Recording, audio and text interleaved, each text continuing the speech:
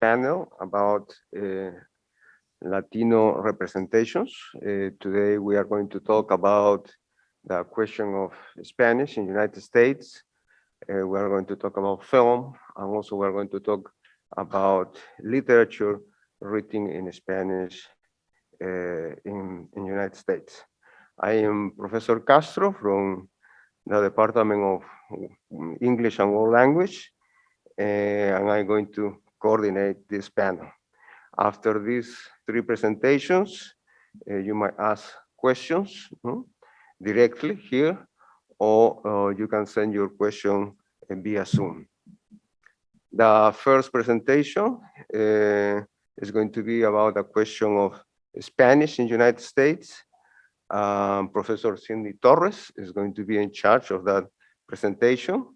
She is a member of the Department of English and World Language here at Purdue University Northwest.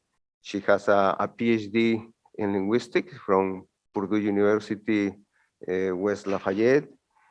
She has been the coordinator of the basic Spanish language here, of the courses, and also she's the coordinator of the Spanish club. Cindy? Thank you, Pepe. So welcome, good afternoon. Is it on? Can you hear me okay? There's a button here. Thank you very much. I'm not sure if that made a difference. Okay, great. So welcome everybody, and thank you for sharing your afternoon with us today. I wanted to say a special thank you to my colleagues here, Dr. Assen Kokalov and Dr. Castro for putting this panel together. I'm really excited to see all of you as well, so thank you. I think when we think about the Spanish language, I think it's important to think about the language itself apart from the culture, although it's very hard to separate them out. So my job today is really to talk about the language itself and the users and who's speaking it, where are we speaking it, why are we speaking it. So I do have a PowerPoint here behind me, and while I am going to talk about Spanish in the United States, I think it's really important to begin with Spanish in the world, right? And really think about the use of Spanish language across the globe and the number of users. So where is Spanish spoken? As you can see from my diagram here, it's spoken across the globe. And actually, can we go ahead and play that video?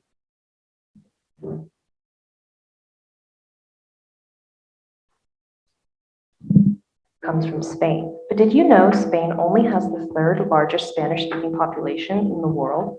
How many people speak Spanish and where is it spoken? The video is not showing. There are 538 million Spanish speakers in the world.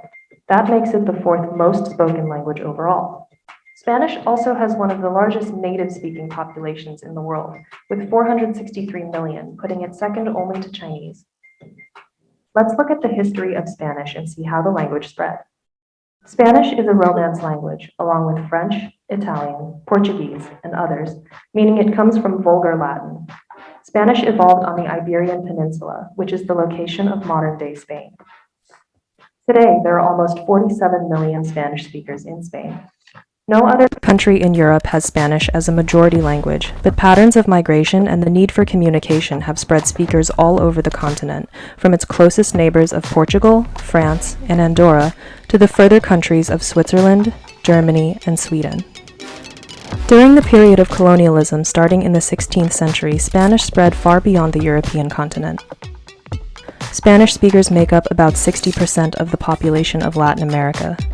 The largest Spanish-speaking country in Latin America and in the whole world is Mexico, with 121 million total speakers.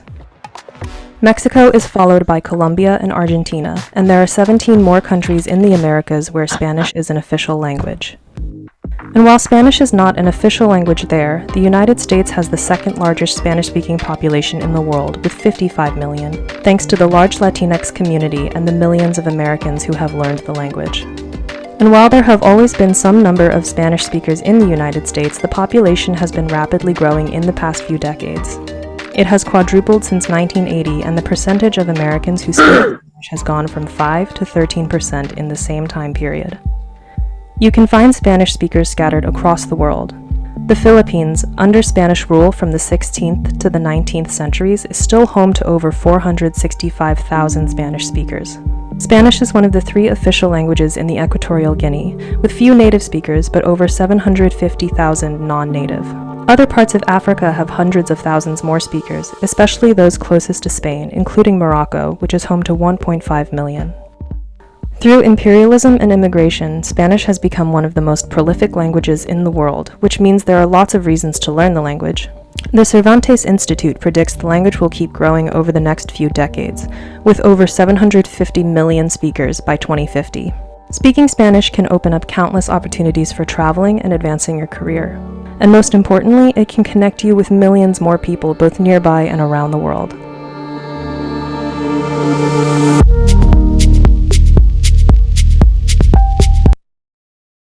So we'll just go back to the PowerPoint, please.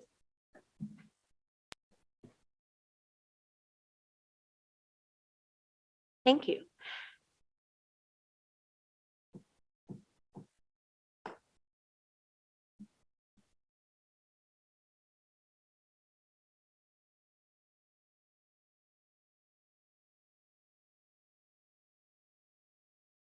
All right. So I hope you enjoyed that video. I thought it did a really good job talking a little bit about the spread of Spanish in general and historically speaking, and where it is today, right? There were a lot of numbers there, a lot of facts kind of being thrown at you, but I did like it for the visuals, right? But some of the takeaways I think are really important. So where is Spanish spoken? Overall, we're looking at 21 countries officially, right? Most of them through Latin America, but we are across the globe, including Europe, of course, and Africa, right? But more importantly, our real topic today is what about the US, right? How many of you guys picked up the fact that we are the second largest Spanish-speaking population in the world? Did anybody pick that up? Okay, awesome. Did you already know that?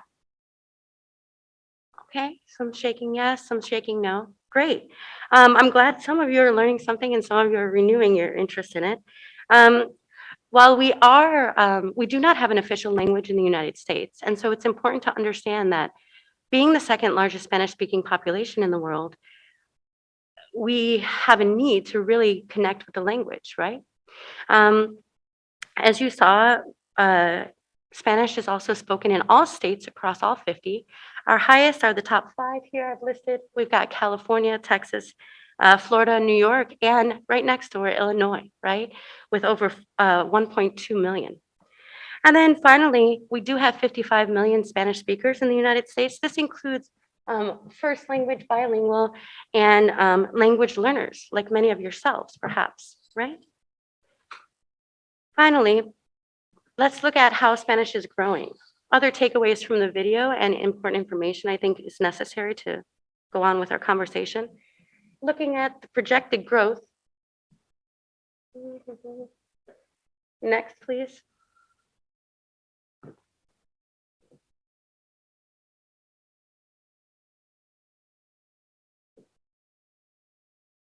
Thank you. Our projected growth is from 471 million to over 750 million speakers by the year 2050. Sounds like a faraway number, but not really, right? We're here in 2021 at this point. And in the US itself, we're looking at research indicates that 1 in 5 people is a Spanish speaker, right? That's entering the education system. So looking around our group here today, can I see a show of hands? How many of you know Spanish or know someone who speaks Spanish? Wow. Yeah, much higher than the 1 in 5 for this group. It is projected that by the year 2035, we're going to be looking at 1 in 3 people entering the education system will be Spanish speakers from birth, right? Okay. Other ideas of why Spanish is growing or how Spanish is growing, of course, the video did mention population growth, right? So more and more people are having children who are Spanish speakers, right? And students or speakers are growing up with it in their home. A lot of people think that it's really immigration that's causing the spread of Spanish to the US. And in fact, that is not true, right? Research indicates that 85% of students who are entering the education system from K through fifth grade in the United States are actually born in the US, and they're born to Spanish-speaking households. And then moving forward, other reasons it's growing in the US, there's a renewed interest among young adults, right? Spanish has become very popular in mainstream media. How many of you guys know some Spanish music? Like you play it. What about Spanish films or Spanish actors or actresses? Okay. All right. So as we see just among you young people, we're seeing the renewed interest. But beyond that, going into the second generation and third generation households, students have, Spanish speakers are getting excited about learning and relearning the language to connect with their older generations and really connect with their own self-identity with Latinx, right? Their Latinx identity. How many of you guys have ever seen anything on Me Too online? Okay, yeah. Other things, right? There are so many new things coming up online in social media as well, right? And really helping explore the idea of your Latinx identity, yeah. Furthermore, there are a lot of Spanish language learners in the United States. So beyond having any background in Spanish at all, I'm a really good example of that, I would say. Growing up, 60% of the United States students who are studying a foreign language are choosing and electing to choose Spanish, right? They're getting excited about it. They want to connect.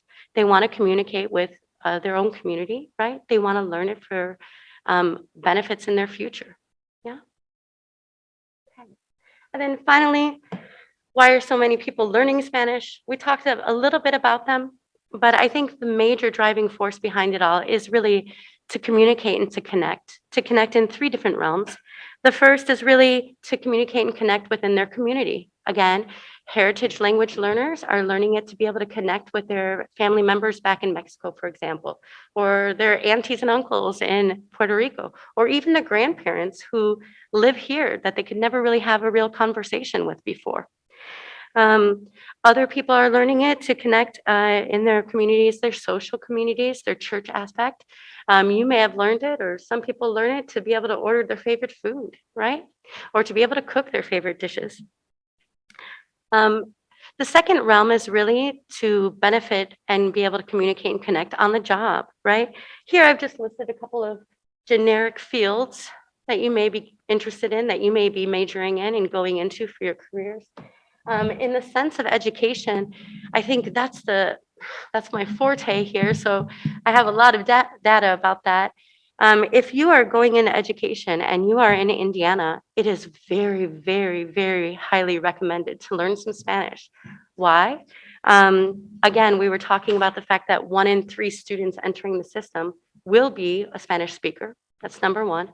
Number two, Indiana actually has the second fastest growing rate of ELLs in a classroom, and that's an English language learner. 80%, 70 to 80% of those people speak Spanish at home, okay?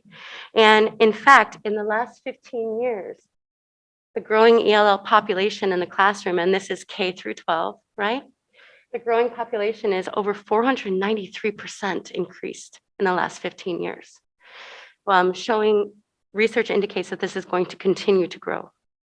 If you're going into engineering, if you're going into healthcare, if you're going into global studies, of course, there's a larger chance that you're going to be working with people who are international, right? We've become more and more globalized as a society.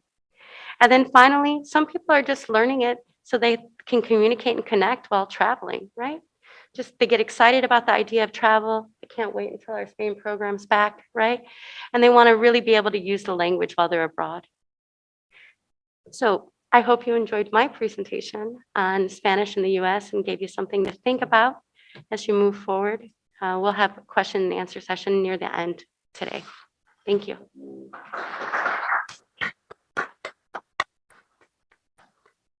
Thank you very much, Professor Torres, for your presentation. Now we are going to have a presentation about Hispanic film in the United States. Professor Assen Kokalov is going to be in charge of that. He's an associate professor of the Department of English and World Language. He received a PhD from Arizona State University.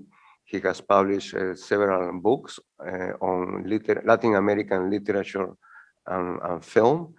And this year he will publish a new book in Spain. Hola, thank you all for coming, and thank you, Dr. Torres, for this very interesting presentation on the Spanish language. And actually, I felt that, and like the way to connect this presentation with my presentation is to mention that, just like Dr. Torres said, we're not just talking about the language, we're talking also about the culture. She kind of covered the language aspect, so I'm going to move over towards the culture aspect, which is the way Latino culture exists here in the United States and it's represented through films. So I'm going to talk about a specific film that I don't know, some of you might have seen, or maybe not. It's called Canfield Road. Has anybody seen it? No? Okay.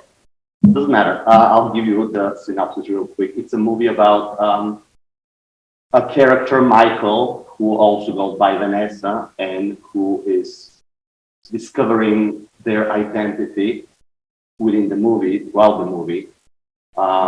They are a high school student and they deal with their own family and the way their family perceives them and the way they are accepted or not accepted by their own family, and particularly by their father, who is just released from prison. So I want to start with a quick, like 2 minutes of the movie that shows us the two identities of Michael and how they appear differently in parts of their life and of the movie. So we're just going to show 2 minutes of the movie, and we're going to see both the way Michael's presented and Vanessa's presented. And then I can talk more about representation. Sounds good?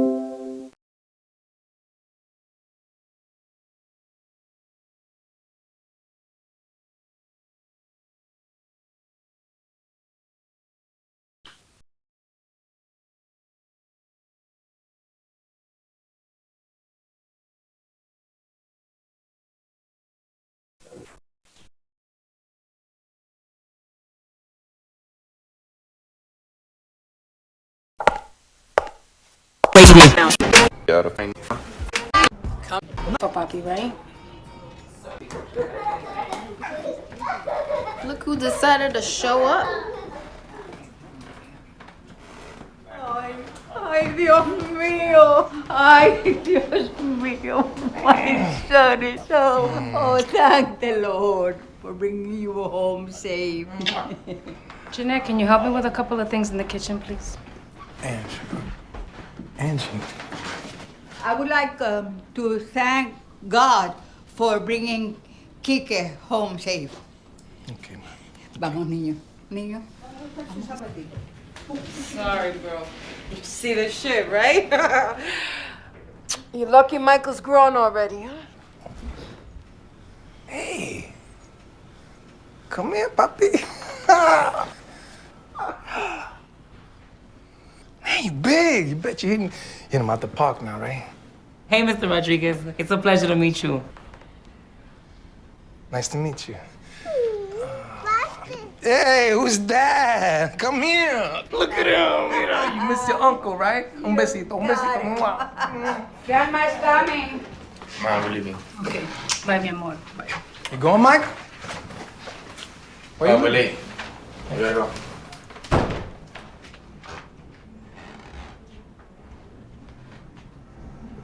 Coming to the stage from the BS. welcome the one, the only, Vanessa. It cracks and clicks in the glass, it rips to pieces too sharp. I sometimes slip between the creases I've been building out your weakness. Brow and bone structure bent to your likeness. I like this. Live in the middle with a peace of mind. Make like a mirror and turn me lovely. Face to face. And say you love me.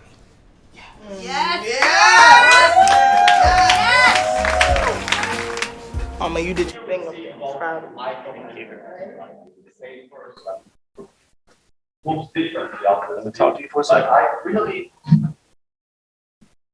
am more curious about the way they feel or the way they portray who feel in the right.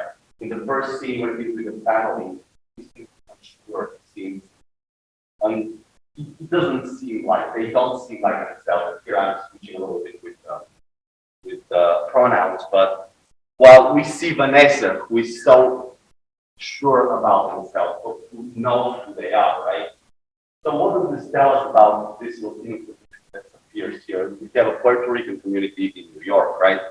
And it's that, well, the question of this Latino queer person who is Vanessa, do they have a future within that family that they were born with, right? Or is there a way to negotiate their identity and within the family? And I think that's the question really that the film makes. And once you end up seeing the whole film, you will see that there isn't a way of reconciliation. Because we have a family, especially for their father, who is not willing to accept who they are. But what the film shows us is that the Latino community is bigger than just one family, right? And the interesting part is that there are other members of that Latino community that are willing to accept Vanessa for who they are. So, in a way, the movie shows us that there are different masculinities with the Latino community. And I think that's one of the more interesting parts, because sometimes we create these stereotypes about what masculinity means in the community, like the Latino community. Like have the macho man who is the father, the representation of the father. But in fact, there are other men within that community who are men in their own right without being the type of man that needs to beat up or mutilate others who are different. And this is part of what happens later on in the movie when the father wants Michael to be Michael, and then he cuts off their hair, then he actually takes Michael plus Vanessa to a prostitute who will make a man out of Michael, right? But there are other masculinities in the movie, which I think is so important to show. And the other thing is that the movie does so well to show why some of those masculinities are created the way they are. Why do we have that toxic masculinity that appears within the movie as represented by the father? Who is shaped in the masculinity? And then we have questions of the prison complex, right? It just leaves the prison complex. How has the prison system affected the masculinity? How has this class growth affected the masculinity? What a hard appearance. And how have... Choose the microphone for this. Oh.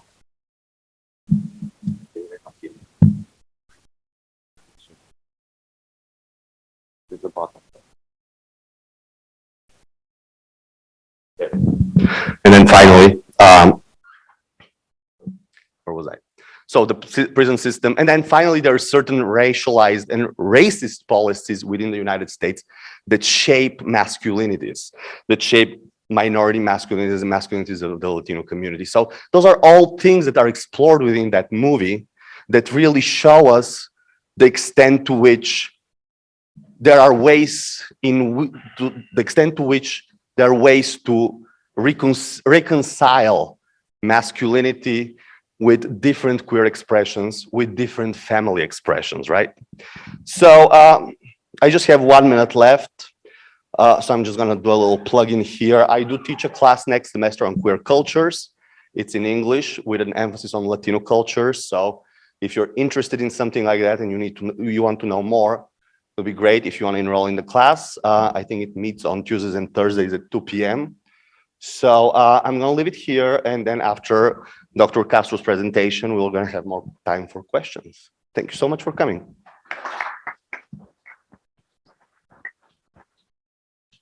Thank you very much, Dr. Kokalov, for your presentation. I'm going to have a brief presentation about literature written in Spanish in the United States. I am Professor Jose Castro. I have a PhD from the University of Pittsburgh. I have published a few books. Some of them are fiction, actually. No? First, I would like to indicate two general points. One was mentioned by Professor Torres, which is the question of the demographic condition, no? And this demographic condition in United States is going to create some kind of consequence, and that was also mentioned by Professor Torres, no? We have a Hispanic cuisines, no? We have to say that in plural. We have Hispanic in music. We have Hispanic dance or dances. We have to say that in plural too. We also have Latino theater in English and also in Spanish. Latino theater in Chicago, in New York, in Los Angeles, in Miami, no? In Dallas. We have Hispanic films, no? And among those cultural activities, we have also literature written in Spanish in United States and published also in United States. So that's the first general point that we have to make. The second general point is the literature written in Spanish in United States is not new. There is a history behind that literature, a very long history, actually, that is not well known at the same time. And we have to divide that history in three main periods. First, the colonial period, no? And we have a play produced, a play in Spanish, produced in 1598. You know, that was the first play produced in Spanish in the United States, 1598, play produced in New Mexico. So many centuries ago. No?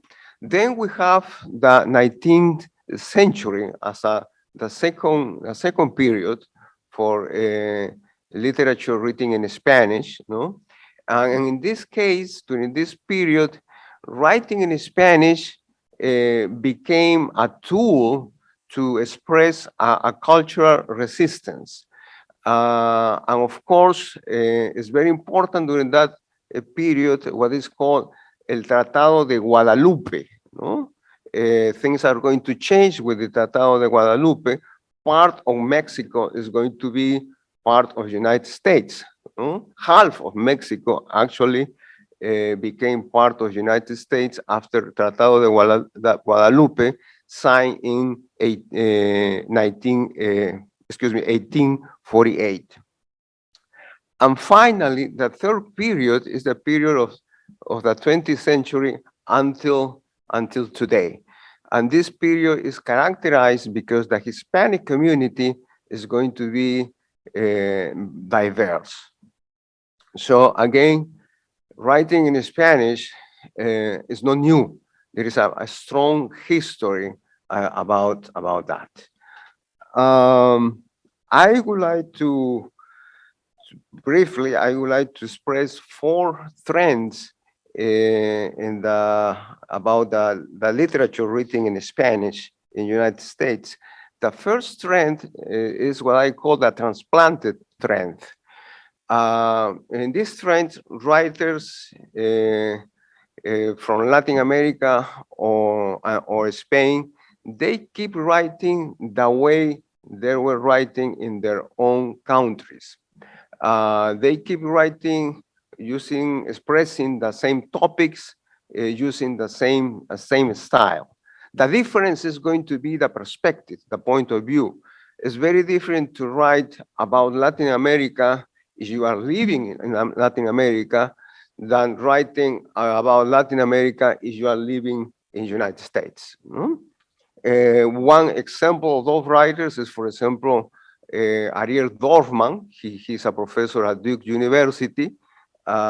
He's from Chile, but he kept writing about the political situation in Chile.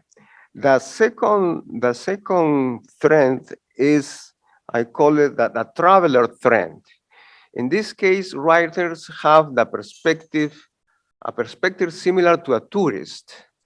They feel that they are in a new territory, and that new territory is United States, but they feel that this new territory is a temporary experience for them, that they are going to be in the United States for a while, not forever. No?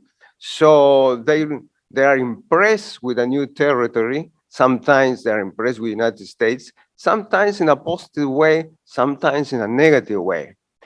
Sometimes they discover the United States could be also a rural country. So they're impressed with the landscapes, for example. No? There is a writer from Spain her name is Ana Merino. He lives in Iowa. So he's writing about the rural landscape in Iowa. No?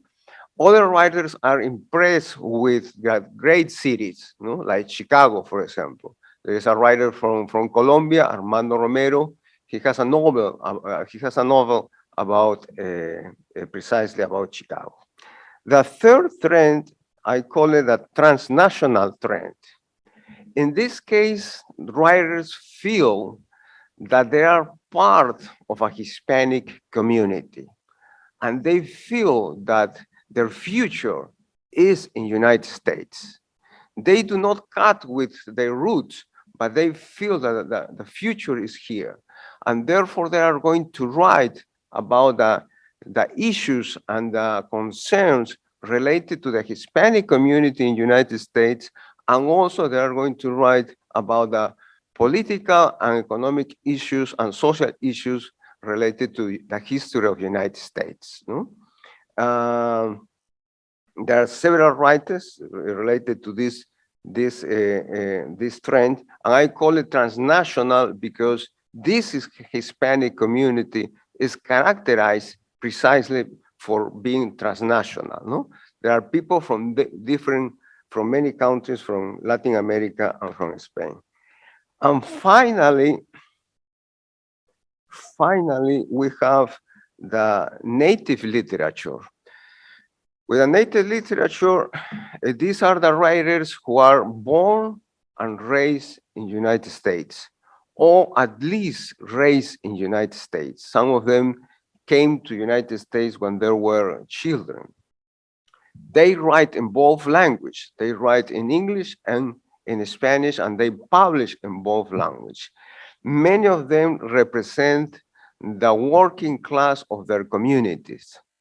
Many of them, when they write in Spanish, they use English sometimes. They use some words in English, and they use this kind of style in which they combine Spanish and English in order to create the right atmosphere in which the story is taking place. Some examples, for example, is Roberto Fernandez from Cuba. He came to the United States when he was little. He writes in both languages. Or Tomás Rivera, he has a very famous novel. And also Roberto Hinojosa, also from Mexico, who he was born here in the United States, but he got some awards also in Latin America. Thank you very much. And now, if you have any questions for any of us, those questions are welcome.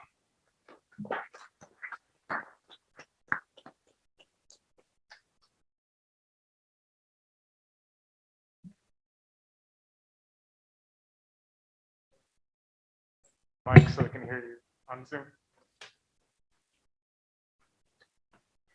By any chance, do we have a question via Zoom? Yeah, we have a question. There is a question, yeah. Absolutely. Hello, my name is Rodney Thornton. So my question is regarding the gender identity and the idea of toxic masculinity in the culture. So how do you believe we should address going forward, right? The idea that this needs to be more accepted, right? Do you believe it's at a social level or an institutional level? And if so, how do you reach those rural communities where this idea is reinforced, but it's not really addressed?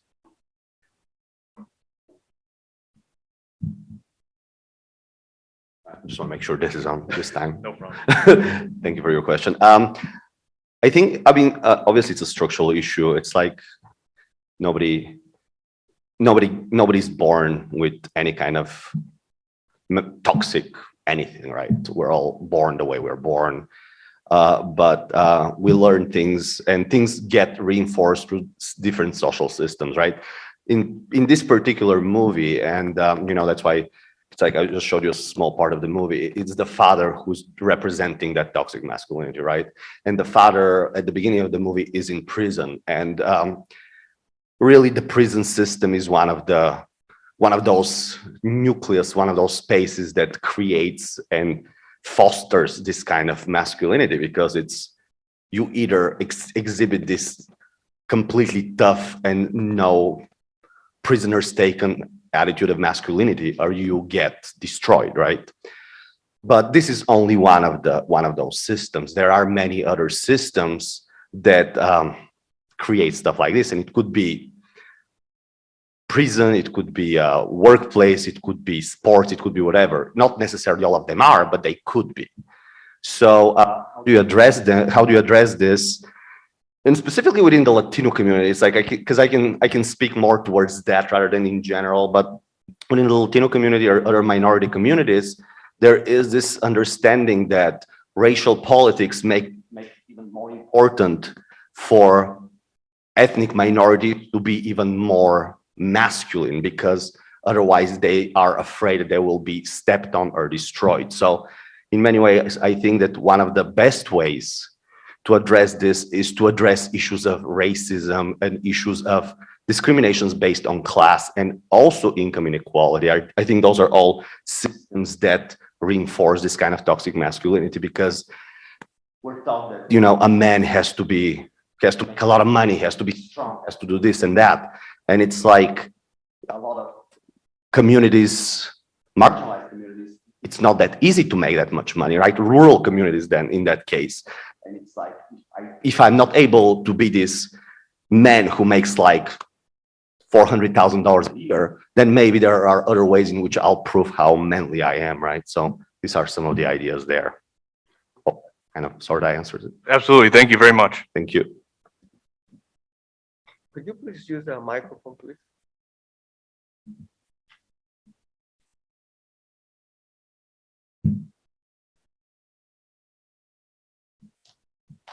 To add to that question, what about the role religion plays in it?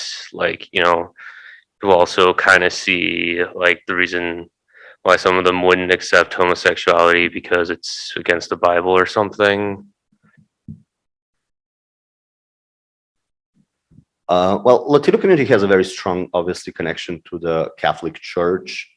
And well, the Catholic Church has had a traditionally very complex relation to homosexuality, where, if you look at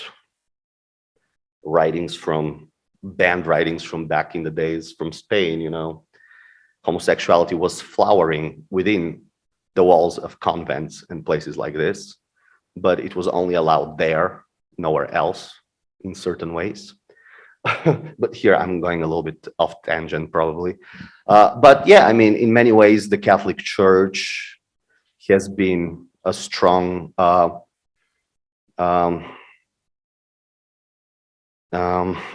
the right word to use?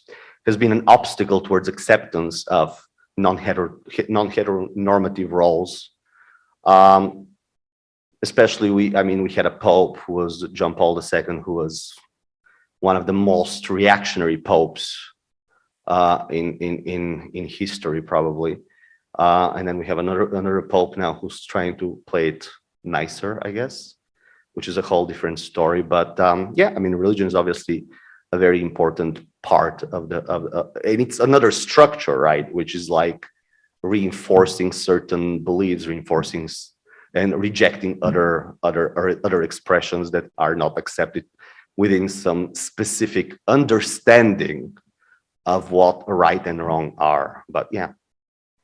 Okay, thank you.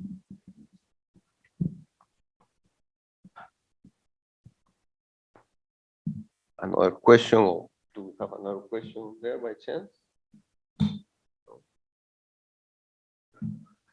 Cesara, would you mind to use the microphone so the people who are via Zoom can? Sure.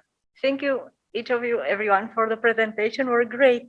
So Austin actually made me think of another question for Professor Kokalov. So we have these archetypes of machismo and Marianismo. And I was just curious, like, if there are any media representation, current media representation that are challenging this typology, this Marianismo, the same way like they do with machismo, specifically because the role of religion in Hispanic community and the idea that women are more expected role for women to be more conservative and observant to those. I was just curious because I'm not that much familiar with, so to speak, those challenges of the media representation. This was actually a very interesting excerpt of intersection of race, class, gender, sexual orientation. I was just curious if you know of any of this. So it's like I have memory lapses for some reason. I don't know. I think I'm getting old. But so great point. And it's interesting because there are obviously more representations of challenging masculinities, just like there are more representations of masculinities in general. Right. At least within the Latino community, it's like that's what I can speak of more like fluently rather than in general.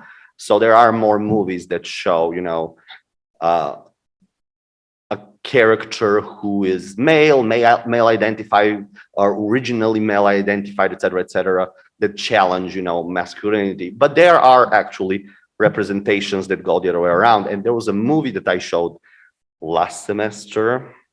And I'm trying to remember the name of the movie, but it's not going to come to me right now because I'm trying too hard, which was exactly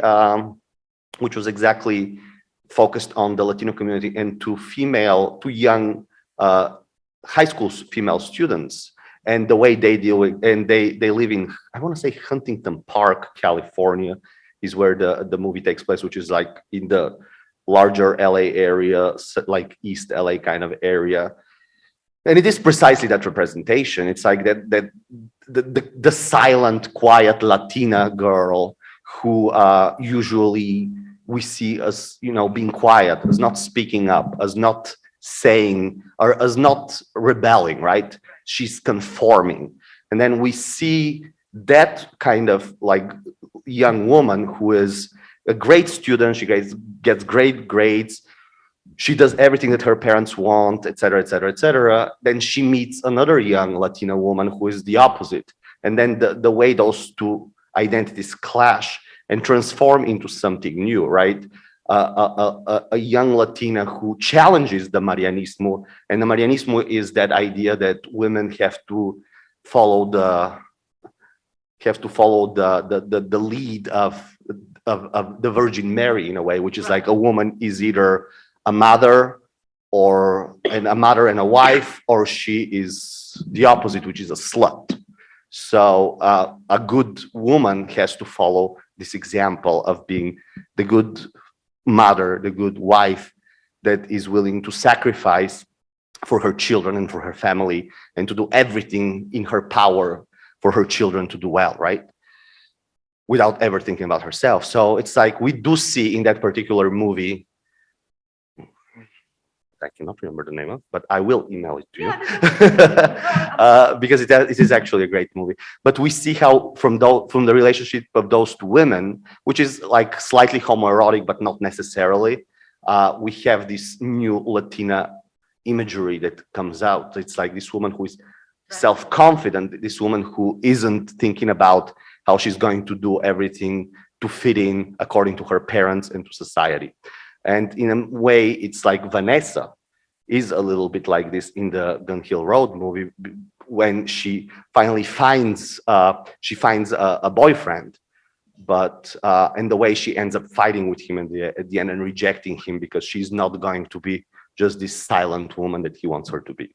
Thank you. No, I think this is great because this media representation, the students learn a lot more, I would say, from this, outlet resources, and learn about. And in many ways, these stereotypes. cultural representations also, it's like they teach us empathy, right? It's like, that's why people sometimes are wondering, why is it so important to study literature or film or culture? It's like, this is how we learn empathy. This is how we learn to walk in somebody else's shoes, because sometimes it's hard, it's like we grow up in the environment we grow up with, and we are not going to know what it's like to be this other person unless we see these visceral portrayals of what it is to be somebody else. Unless we read about somebody else's experiences, we'll never know what it's like.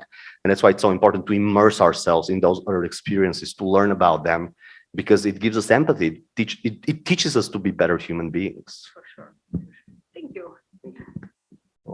Thank you very much for coming. I think we have one more question. Yeah, please, short, because we have to go to class soon. Please go ahead. Brief. Thank you for the presentation. I want to ask you, let's compare and contrast the differences between growing up from your upbringing to be that masculine dominant man, rather than seeing the other perspectives of what's taking place today. That's what I wanted to ask. Like, let's compare and contrast the two, because, from a standpoint of an individual that was raised by a, single mother, men nowadays, they feel like they have to have that dominance to take on the world. Am I right? So also, I want to see the perspective of how these individuals, like you said, you'd have to be in their shoes and, whatnot. And man, my back looks big on that screen. But that's what I want to ask. Well, thank you. 60 seconds. we 60 seconds to answer. We are, I think for next semester we have to prepare another panel. No, we will happy to do it. And this time I give you 60 seconds. Next time I give you the whole panel. Oh, your generosity has no limits. I mean, and I think you said it in many ways yourself. It's like we have a society that has so many expectations, and like living up to these expectations. And I'm from Europe, which I always try to think that it's like that, at least for me, expectations here are so much more powerful. I mean, from everybody. And it's like, I sometimes tell my students, students in Europe are not expected to work. This is like an American thing. It's like you have to go to school and work and do this and that and that. And by age 30, you have had to like conquer half the world.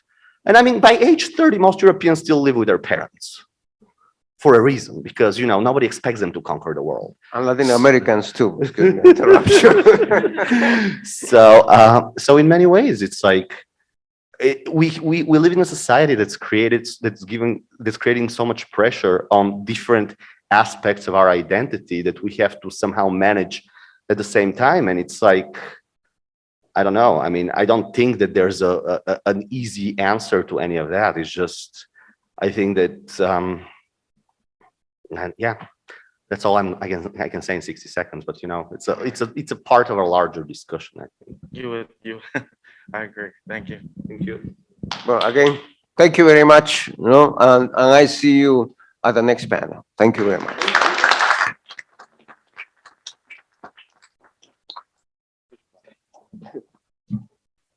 Muchísimas gracias.